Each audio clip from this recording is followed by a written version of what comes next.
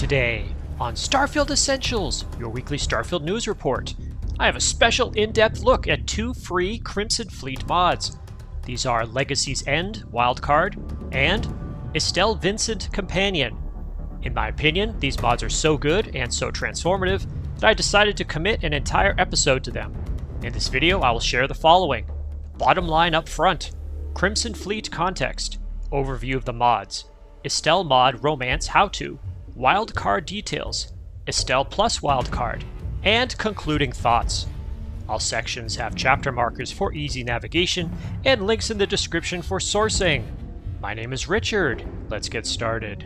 Bottom line up front.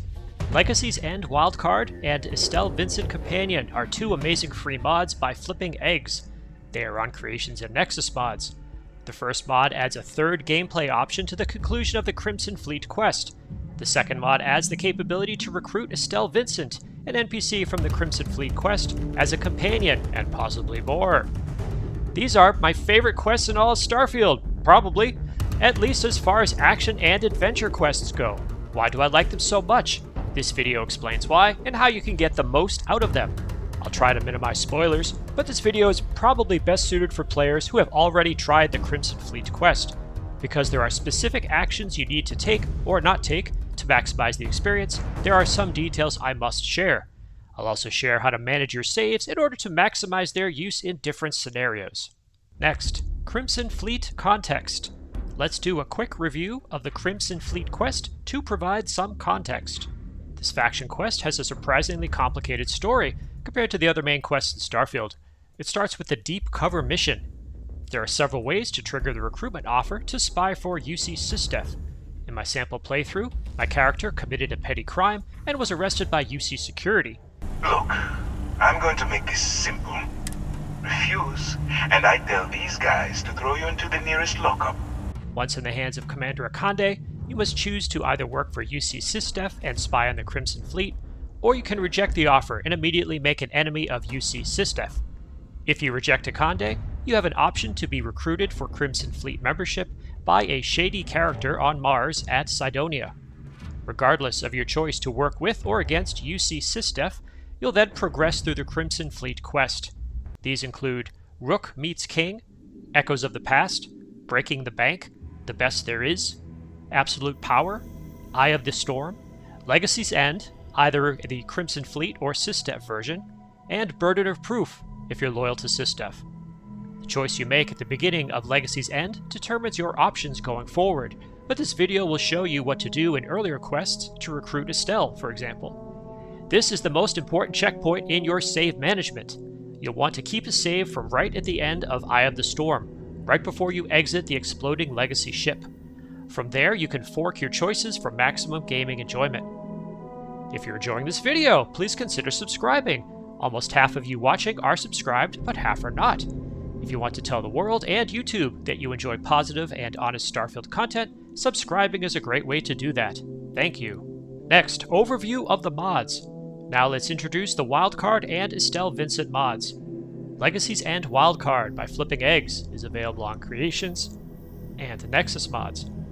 There are two variants of the Estelle Vincent mod, both by Flipping Eggs. I'll explain them thoroughly. Estelle Vincent Companion and Romance is available on Creations.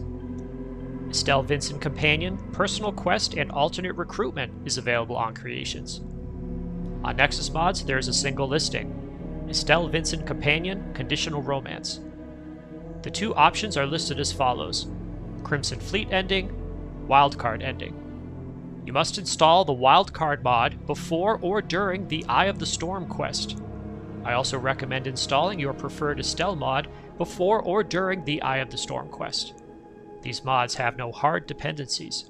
However, the Starfield Engine Fixes mod by Laurent Kiar, which depends on the Starfield script extender, will correct an issue with Estelle's appearance. I chose not to install these extra mods. If you choose to do so, you should add bfix npc makeup mod equals 1 to Starfield Engine Fixes custom.ini to make Estelle's modded appearance the same as her vanilla game appearance. Next, Estelle mod romance how-to.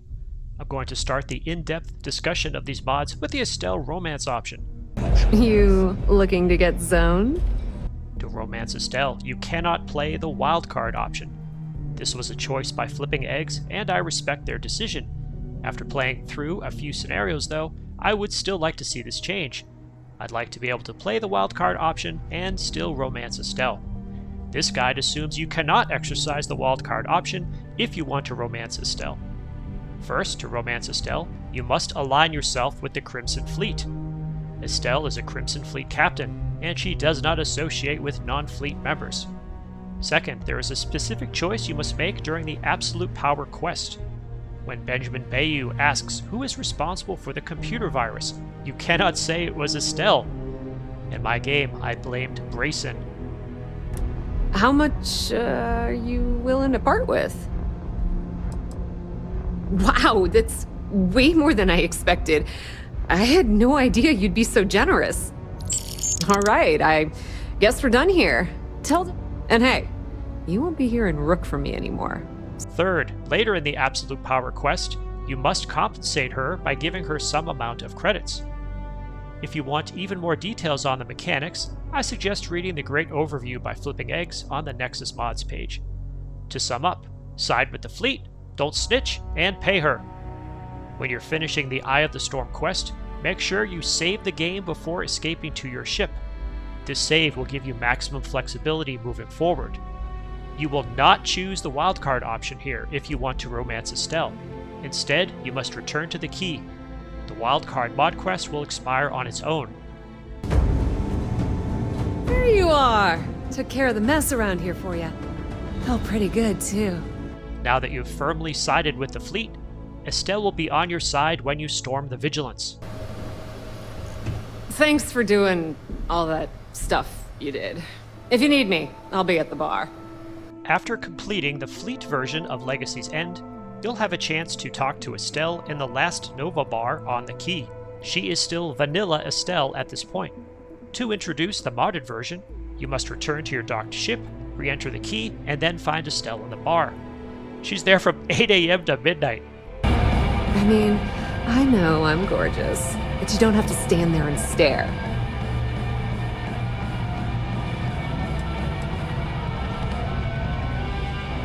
Yeah? Well, if I had a credit for every time I heard that line, I wouldn't be stuck working in this place. You'll have a conversation with her there. Recruit her, bring her to your ship, and have another conversation. Wow. This story just gets better and better.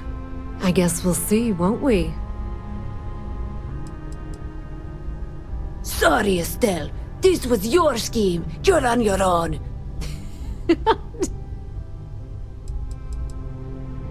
Now, how did I know you were going to ask me that? I'm not even sure that's any business of yours. Dare I ask why you need to know?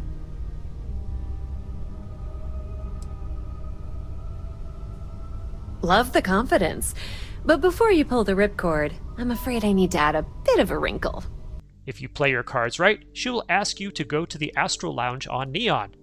If you again make certain choices, she will become a romance interest. It seems you'll have to get in line. Oh, sorry. That's exactly what I had in mind.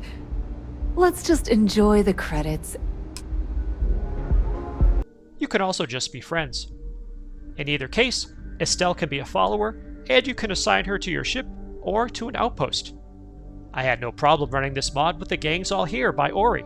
You might notice the voice lines seem a bit awkward or possibly not as tailored as you might expect. This is because Flipping Eggs used all vanilla voice assets for Estelle. She's voiced by Lindsay Russo, who played several characters in Starfield. Flipping Eggs was able to repurpose lines by other characters to increase Estelle's dialogue options. This was really clever. If we only had to talk about this Estelle mod, I would be happy, but let's continue. Next, wildcard details. Let's look at the wildcard mod next. After that, I'll show how Estelle and wildcard work together. The wildcard mod is fairly straightforward. It's a way for the player to reject both SysDef and the Crimson Fleet, and try to keep the riches of the Crix's legacy for themselves. Remember that the Eye of the Storm quest concludes with escaping the exploding legacy ship. Right after you escape the vessel, you will start the Legacy's End quest. With the Wildcard mod installed, you'll have the option of not continuing Legacy's End and instead pursuing a new path. Since we are demonstrating Wildcard, you will choose to not rendezvous with either Commander Akande on the UC Vigilance or Delgado at the Key. Instead, start the Wildcard quest, which begins with a trip to Neon. You need to find a cyber runner who can hack the encryption on the data core recovered from the Legacy. You'll meet a new faction, Helios, and one of their cyber runners, Kaya Valeris, professionally voice acted by Vivian Reed. Ah, hello. I'm Kaya. What brings you to the members' lounge today, huh?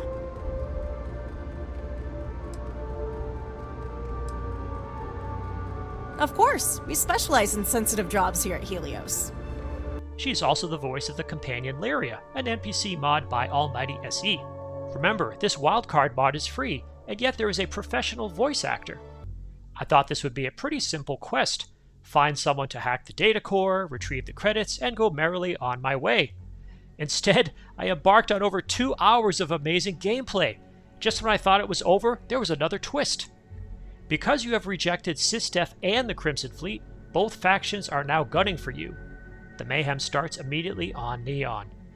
If you choose to hire Kaya as your hacker, you'll have to fight your way out of Neon. This reminded me of the chaos involved with the Starborn fight on New Atlantis. I don't want to spoil too many details because half the fun is encountering this for yourself. However, there is an important story event that you must be wary of if you want to later recruit Estelle Vincent as a companion.